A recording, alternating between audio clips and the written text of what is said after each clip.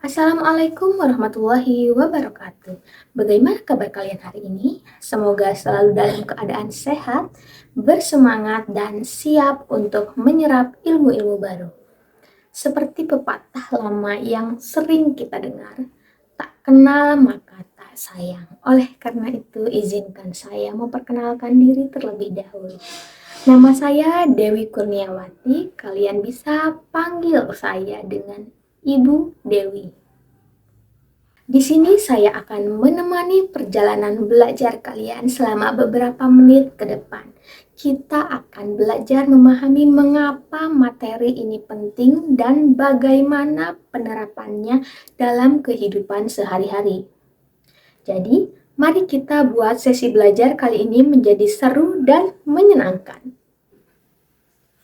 Nah, pada sesi kali ini kita akan membahas sebuah topik yang sangat menarik, yaitu tentang konsep-konsep dasar dari bisnis.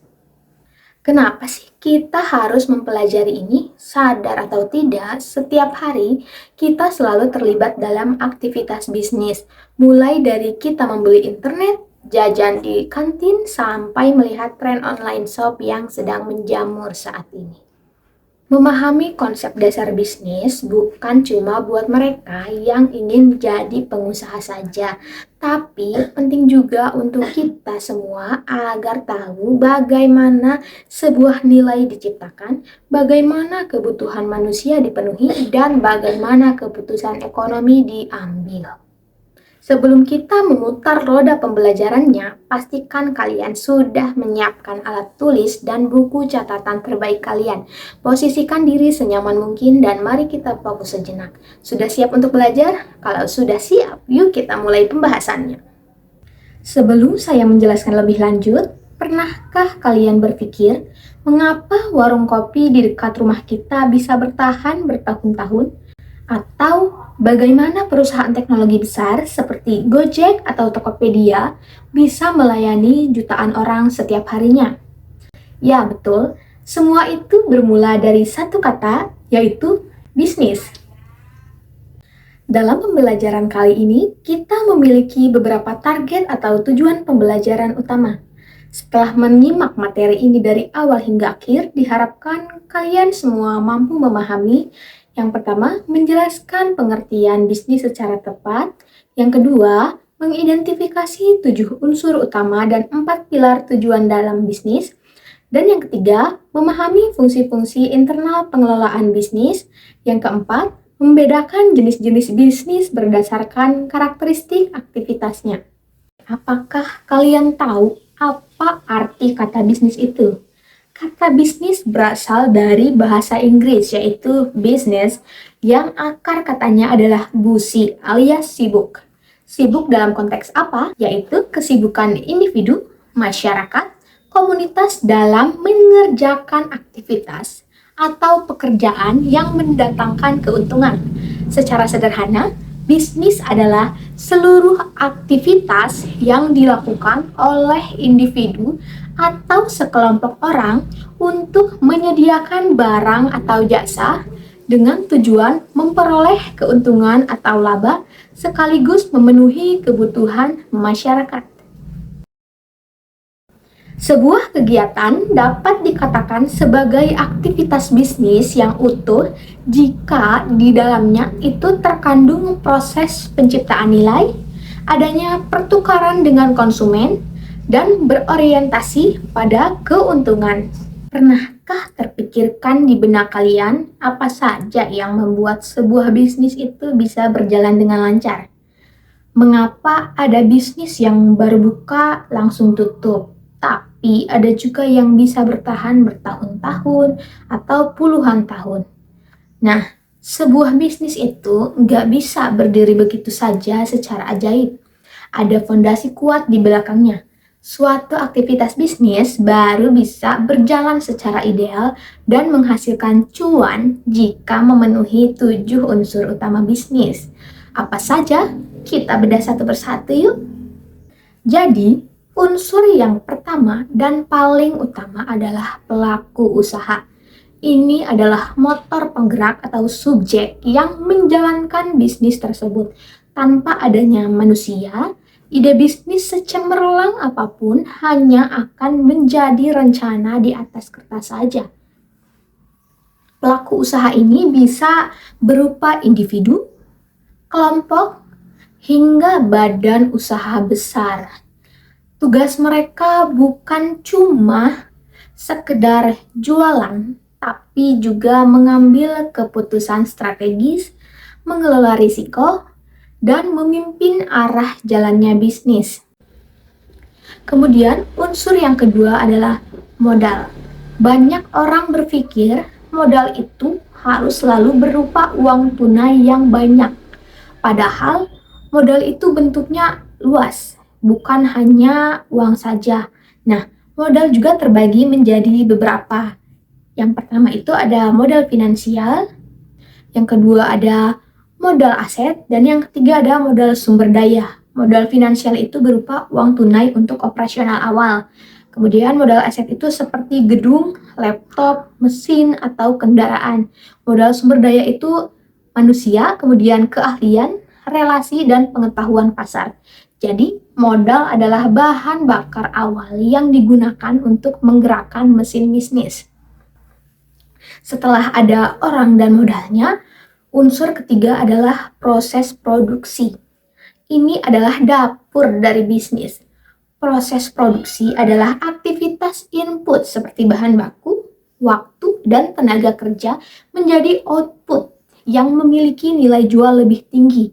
Misalnya, kalian itu punya modal kain polos. Nah, proses produksinya adalah memotong, menjahit, hingga menyablon kain tersebut hingga menjadi baju yang keren. Nah, di tahap inilah efisiensi dapat diuji dan kualitas bisnis kalian diuji. Unsur yang keempat adalah barang atau jasa. Ini adalah hasil nyata dari proses produksi tadi sekaligus komoditas yang akan ditawarkan ke dunia luar. Yang pertama, barang itu bersifatnya tuh berwujud, bisa disentuh, bisa dilihat, seperti makanan, pakaian, atau gadget.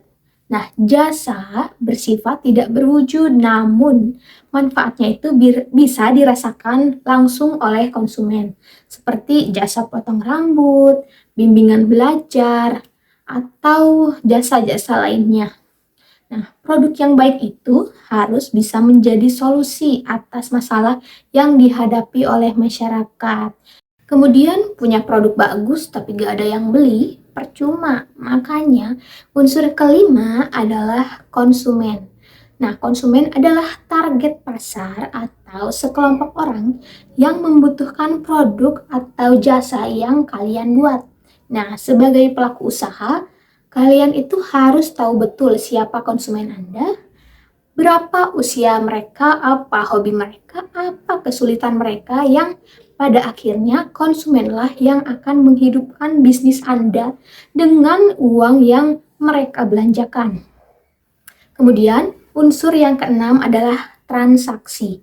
Ini adalah jembatan yang mempertemukan produk kalian dengan kebutuhan konsumen. Nah, transaksi itu adalah proses kesepakatan pertukaran yang sah secara hukum dan ekonomi. Konsumen menyerahkan uang atau alat pembayaran yang sah dan kalian menyerahkan barang atau jasa yang dibutuhkan oleh konsumen. Nah, transaksi yang ideal saat ini haruslah mudah, aman, dan transparan, baik itu dilakukan secara tunai maupun digital, karena sekarang itu sudah banyak alat pembayaran menggunakan digital seperti kris ataupun transfer.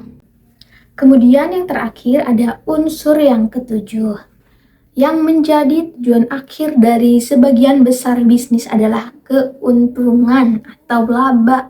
Nah, keuntungan adalah selisih positif antara pendapatan total yang Anda terima dengan total biaya operasional yang sudah kalian keluarkan. Nah, Laba inilah yang menandakan bahwa bisnis Anda itu sehat. Keuntungan tidak hanya masuk ke kantong pribadi, tapi juga digunakan untuk membesarkan lagi bisnis, menambah karyawan, hingga menciptakan inovasi baru di masa depan. Nah, itu adalah 7 unsur utama dalam bisnis. Ketujuh unsur ini itu saling mengikat dan tidak bisa dipisahkan. Jika salah satu unsur saja hilang, misalnya ada modal tapi nggak ada konsumen, maka bisnis tersebut itu tidak akan bisa berjalan dengan lancar atau dengan ideal. Nah, berbicara tentang hasil akhir, apa sih yang menjadi tujuan bisnis? Kebanyakan orang pasti langsung berpikir tentang uang atau profit. Nah, betul sekali, laba memang penting. Tetapi, bisnis memiliki 4 pilar tujuan utama yang lebih luas, yaitu yang pertama ada profit. Profit itu keuntungan. Nah, keuntungan itu digunakan untuk mengembalikan modal, membiayai operasional, dan mengembangkan skala usaha. Yang kedua ada growth atau pertumbuhan. Nah, bisnis itu harus mengalami perkembangan dari waktu ke waktu. Misalnya, dari skala UMKM menjadi perusahaan besar. Kemudian yang ketiga itu ada sustainability, yaitu keberlanjutan. Nah, bisnis itu harus mampu bertahan hidup dalam jangka panjang, bukan sekedar bisnis musiman yang cepat hilang. Kemudian yang terakhir, yang keempat, itu ada social responsibility, yaitu atau tanggung jawab sosial.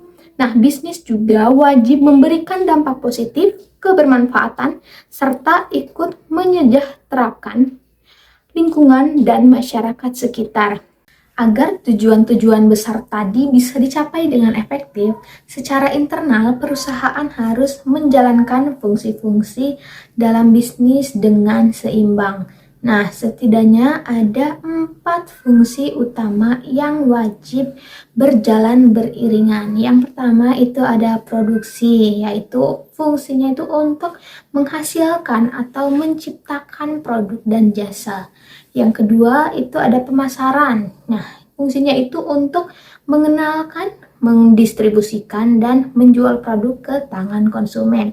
Kemudian yang ketiga itu ada keuangan. Fungsinya itu untuk mengelola anggaran, modal, dan aliran dana perusahaan. Dan yang keempat itu ada sumber daya manusia yang sangat penting tentunya. Nah, fungsi ini tuh untuk mengatur ketenaga kerjaan dan operasional kerja para karyawan. Baik rekan-rekan sekalian, di realitas dunia usaha itu ada bisnis apa aja sih? Nah, berdasarkan karakteristik aktivitasnya, kita bisa membaginya menjadi 3 jenis bisnis utama. Yang pertama itu ada manufaktur. Nah, manufaktur itu merupakan bisnis yang kegiatan utamanya mengolah bahan mentah menjadi barang jadi atau setengah jadi. Nah, contoh populernya adalah Toyota Motor Corporation yang memproduksi kendaraan. Kemudian yang kedua itu ada perdagangan. Nah, bisnis yang berfokus pada aktivitas menyalurkan barang dari produsen ke konsumen tanpa mengubah bentuk fisik produk tersebut. Contoh nyata di sekitar kita adalah Alfamart, Indomaret, dan lain sebagainya.